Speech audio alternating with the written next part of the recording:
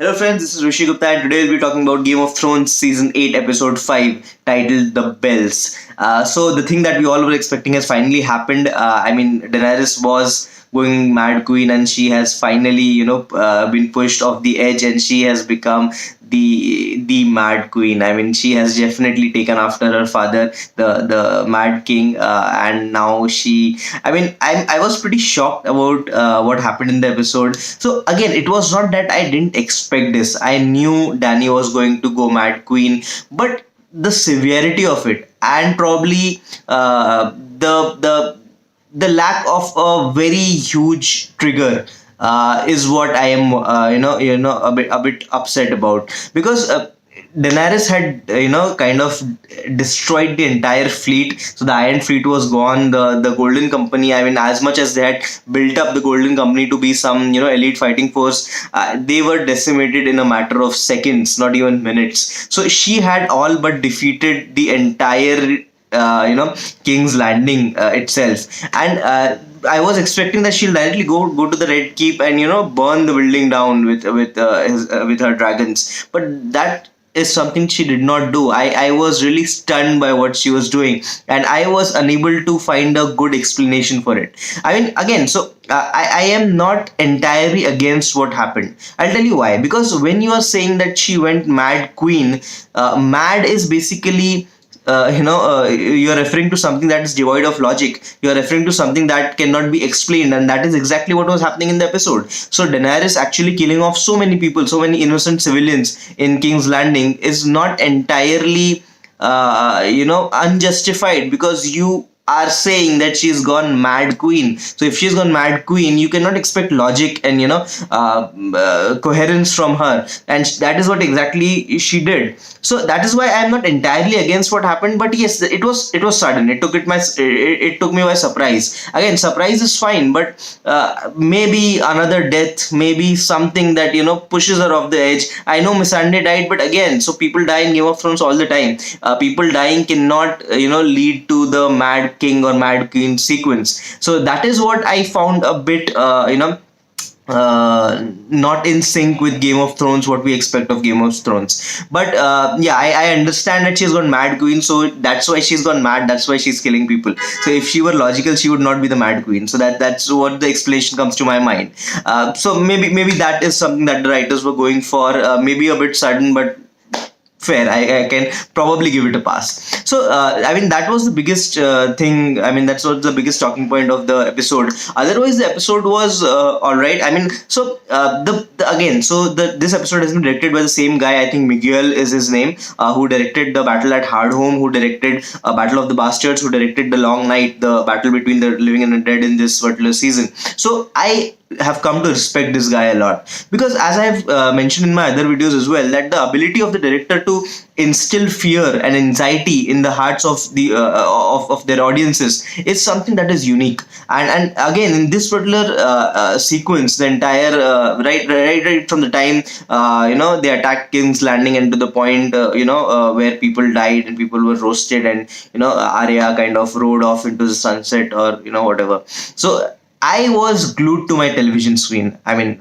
my screen, right? So I really was able to experience the fear, the anxiety of impending doom that the citizens might have experienced. So that was something that was really good for me. I really found that very, very well done. So the camera work was great. The entire sequence was shot really, really well. So again, the way they followed Arya through the entire sequence, and she was able to experience firsthand the scale of destruction, the scale of death, the severity of what Daenerys had done. So I would have preferred had it been Jon who was going through the streets and we were seeing it through his eyes, because we are much more invested in Jon. So that's one of the gripes I have about this, is that Arya is being given a lot of importance in this season. I mean, I was able to give it a pass that she killed the Night King, even though I did feel that Jon deserved to kill him. I mean, the all the preparation, everything that happened, in the Seven Kingdoms, wherein they were preparing to battle the dead, was planned, and by Jon, and it was only because of Jon that they came together and took a stand against the dead. So I mean, Jon deserved to kill the Night King. That is what I had felt. But again, so I was able to give it a pass. That fine, it was an element of surprise, and it was pretty cool the way that she killed him. So I was fine with it. But again, in this episode, Arya was given way, way, way, way more importance that I would than what I would have expected. So I would have liked to see more of Jon and through his eyes. Even though we did see some things through his eyes and through his from his point of view, but I would have liked it in that in place of Arya, had it been Jon, and we would follow him through the streets and realize the horror that had been inflicted, and Jon again feeling guilty because of what he had done. And yes, he had supported Daenerys. So yeah, that could have been better for me. So Jon again. So I don't fault Jon in terms of story, or in terms of that is he responsible for all of this, what has happened, because humanity is alive because Daenerys joined Jon, and Jon in return pledged his allegiance and bent the knee to Daenerys, and he had a duty. He had to keep his word, and he's an honorable man. He's an honorable fool.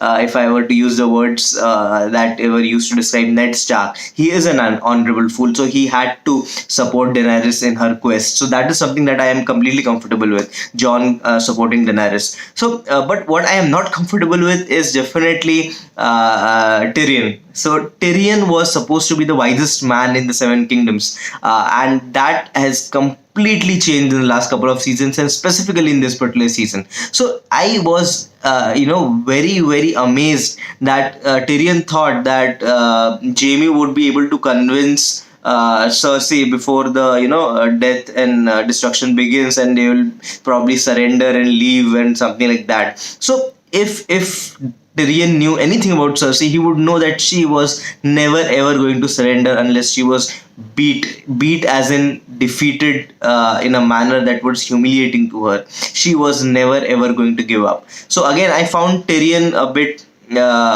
of a fool, to be honest. I mean, he was one of my favorite characters. He still is one of my favorite characters, but he is being naive. So the entire sequence where he was supporting Daenerys, even though he could see that she was going south, I mean, she was going Mad Queen. It was happening in front of her eyes, and Varys tried to point it out to him, and he went to Daenerys and told everything what Varys was doing. That was pretty shocking to me. Again, shocking because Tyrion's life was saved. After so Tyrion had killed his father, and his life was saved by Varys. And Tyrion knew that Varys had the genuine interest of the people of the kingdoms in his heart, and he wanted whatever was best for the people. So he knew that Varys was a good person. He was trying to do what was right, and he told Daenerys. He kind of told on Varys, and Varys was killed. So Varys was one of my favorite characters in this entire TV show because he was witty. You looked forward to hearing what he had to say. His conversations with Littlefinger, I definitely remember. His conversations with Tyrion, I definitely recall fondly. His conversation with Olenna Tyrell. So he was a guy whom you enjoyed.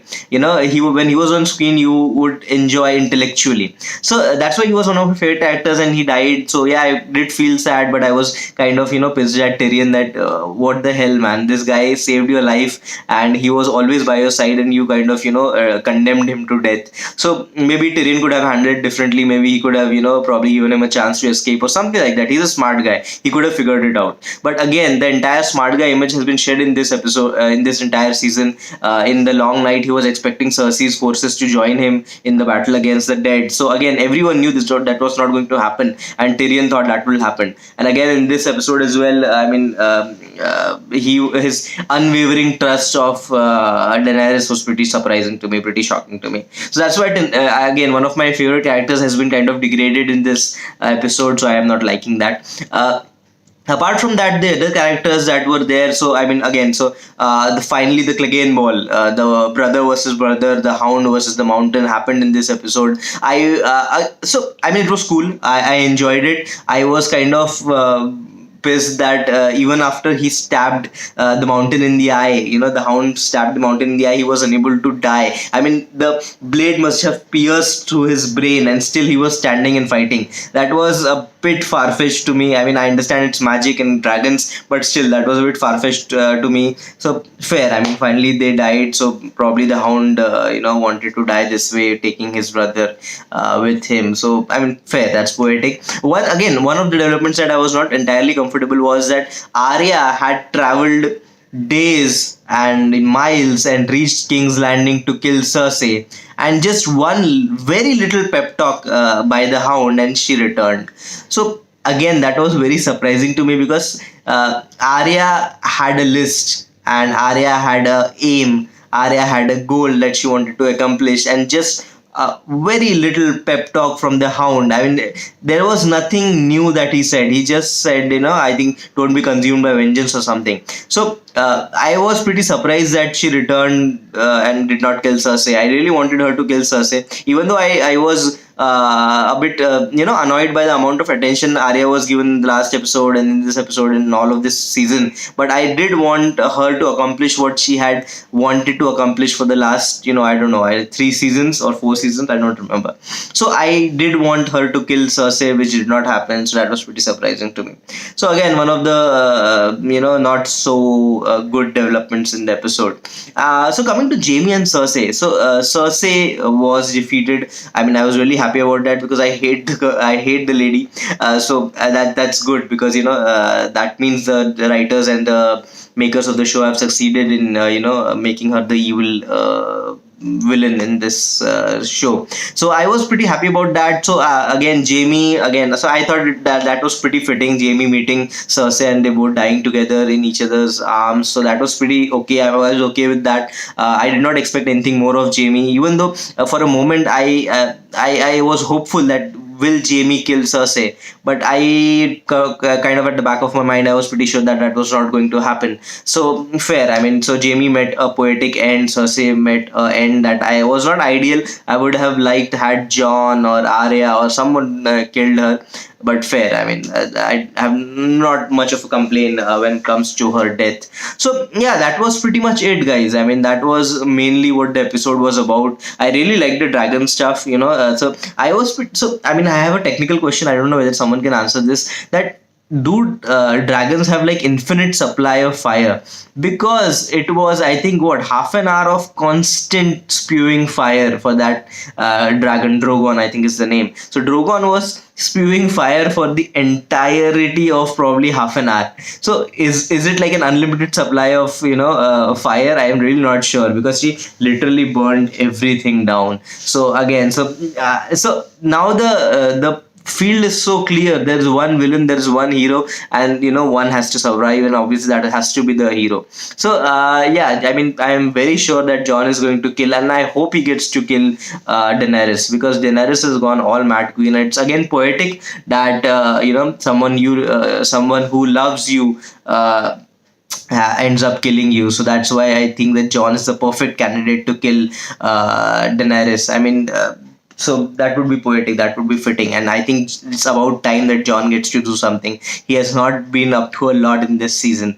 So yeah, I think the final episode will not throw a lot of surprises. As I mean, even this episode did not throw a lot of surprises, even though the brutality of it was a bit surprising to me. So in the last episode, here are my predictions. I'm pretty sure Daenerys is going to be killed, and I'm pretty sure Jon is going to be the one to do it. And I think Jon or Sansa will be sitting on the Iron Throne. And I don't know what will happen to Tyrion, because he is kind of in the middle of nowhere now. So maybe Tyrion will continue to remain the hand of the king or queen, whoever is sitting on the Iron Throne. So guys, a good episode. So again, I probably have pointed out a lot of fallacies in the episode, but I did enjoy the episode. I do have complaints about it, but I was anxious, I was fearful, I was excited throughout the episode. So that was something that was good about the episode. I think the credit should go to the director who has done this time and again, and I think this was also a good job done by him. So guys, that's my review of Game of Thrones